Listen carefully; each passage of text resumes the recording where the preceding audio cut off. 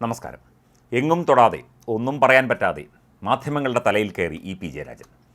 കണ്ണൂർ മോറാഴയിലെ വൈദേകം ആയുർവേദ റിസോർട്ടിനെ ചൊല്ലി പാർട്ടിയിൽ ചോദ്യങ്ങൾ ഉയർന്നപ്പോഴും അന്ന് പി ജയരാജനാണ് ഈ ചോദ്യങ്ങൾ ഉയർത്തിയത്. സാമ്പത്തിക ഇടപാടുകൾ തേടി ആദായനികുതി വകുപ്പ് റെയ്ഡിനിറങ്ങിയപ്പോഴും മകൻ്റെയും ഭാര്യയുടെയും ഉയർന്ന ഷെയറുള്ള ആയുർവേദ ടൂറിസം വ്യവസായ സംരംഭത്തെ രക്ഷിക്കാനാണ് പി ജയരാജൻ BJP ഉന്നത നേതാവുമായി ഒത്തുതീർപ്പിന് ഇറങ്ങിയത് എന്ന വിവരമാണ് പുറത്തുവന്നത്. വൈദേകം റിസോർട്ടിൽ പി ജയരാജൻ്റെ കുടുംബത്തിനുള്ള സാമ്പത്തിക പങ്ക് അന്വേഷിക്കണമെന്ന് CPM സംസ്ഥാന കമ്മിറ്റി യോഗത്തിൽ പി ജയരാജനാണ് ആരോപണം ഉന്നയിച്ചത്. ഇതിൽ ഉറച്ചു നിൽക്കുന്നുണ്ടെങ്കിൽ രേഖാമൂലം എഴുതി നൽകാൻ സംസ്ഥാന സെക്രട്ടറി MV ഗോവിന്ദൻ ആവശ്യപ്പെട്ടു. എന്നാൽ രേഖാമൂലം നൽകിയ പരാതിയിൽ അന്വേഷണം പിന്നെ മുമ്പോട്ട് പോയില്ല. ഇങ്ങനെയാണെങ്കിൽ തനിക്കും ചില കാര്യങ്ങൾ പറയേണ്ടി വരുമെന്ന് പി ജയരാജൻ ഇടഞ്ഞതോടെയാണ് അന്വേഷണം ഒരിഞ്ച് പോലും മുമ്പോട്ട് പോകാതെ നിലച്ചുപോയത്. മുഖ്യമന്ത്രി ഉൾപ്പെടെയുള്ളവർക്ക് എതിരെയായിരുന്നു രഹസ്യങ്ങൾ വിട്ടുപറയുമെന്ന പരോക്ഷ ഭീഷണി പി മുഴക്കിയത്. എന്നാൽ പിന്നീട് പി കുടുംബം BJP നേതാവ് രാജീവ് ചന്ദ്രശേഖറിൻ്റെ ഭാര്യയുടെ പങ്കാളിത്തമുള്ള നിരാമയയുമായി ഡീൽ ഉറപ്പിക്കുകയും ഷെയർ കൈമാറുകയും ചെയ്തു.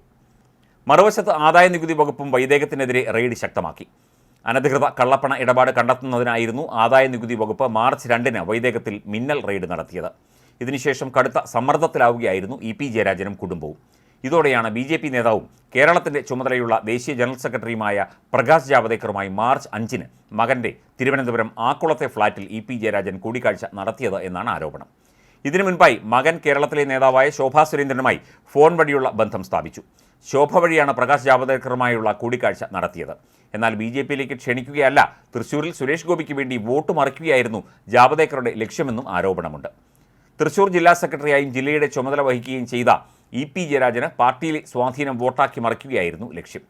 വൈദേകം റിസോർട്ടിനെതിരെയുള്ള ആദായനികുതി വകുപ്പിൻ്റെ റെയ്ഡ് മരവിപ്പിക്കുന്നതിനും നിരാമയയുടെ രംഗപ്രവേശനത്തോടു കൂടിയാണ് ഉണ്ടാവുന്നത്.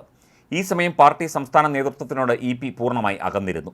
പാർട്ടി സംസ്ഥാന സെക്രട്ടറി MV ഗോവിന്ദനോടുള്ള അഭിപ്രായ ഭിന്നത മൂർച്ഛിച്ചത് കാരണം ഗോവിന്ദൻ നയിച്ച ജനകീയ പ്രതിരോധ ജാഥ തുടങ്ങുന്ന കാസർഗോഡ് മുതൽ കണ്ണൂർ, കോഴിക്കോട്, മലപ്പുറം ജില്ലകളിലെ സ്വീകരണ സമ്മേളനങ്ങളിൽ LDF കൺവീനർ എന്ന നിലയിൽ പി ജയരാജൻ പങ്കെടുത്തിരുന്നില്ല. എന്നാൽ അപ്രതീക്ഷിതമായി മാർച്ച് 4-ന് തൃശ്ശൂരിൽ ജാഥയുടെ ആദ്യ ദിവസത്തെ സമാപന സമ്മേളനത്തിൽ പങ്കെടുത്ത് പി ജയരാജൻ താൽക്കാലികമായി അനുരഞ്ജനത്തിന് തയ്യാറാവുകയും ചെയ്തു.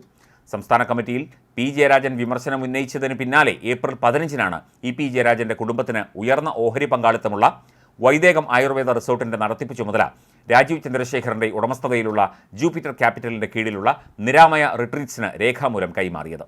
എന്നോ കഴിഞ്ഞുപോയ സംഭവം ഇപ്പോൾ പൊക്കിക്കൊണ്ടുവന്നത് തനിക്കെതിരെയുള്ള ഗൂഢാലോചനയാണെന്നാണ് പി ജയരാജൻ ആരോപിക്കുന്നത്.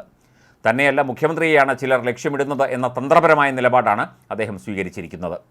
പാപിയോടൊപ്പം ശിവൻ ചേർന്നാൽ ശിവനും പാപിയായി മാറും എന്ന് പറഞ്ഞ് തന്നെ തള്ളിപ്പറഞ്ഞ മുഖ്യമന്ത്രി അടക്കമുള്ളവർക്ക് താനും ചിലതൊക്കെ പറയേണ്ടി വരുമെന്ന വ്യക്തമായ സൂചനയാണ് ജയരാജൻ നൽകുന്നത്. തനിക്കെതിരെ ഗൂഢാലോചന നടന്നു എന്നാണ് ഏറ്റവും ഒടുവിൽ അല്പസമയം മുൻപ് ജയരാജൻ കണ്ണൂരിൽ പ്രതികരിച്ചത്. BJPയുടെ നേതൃത്വത്തിലാണ് ഗൂഢാലോചന നടന്നത്. കാര്യങ്ങൾ അന്വേഷിക്കാതെ മാധ്യമങ്ങളും ഇതിനൊപ്പം ചേർന്നു. ശോഭാ സുരേന്ദ്രനെ തനിക്ക് നേരിട്ട് പരിചയമില്ല എന്നുമായിരുന്നു പിയുടെ വിശദീകരണം.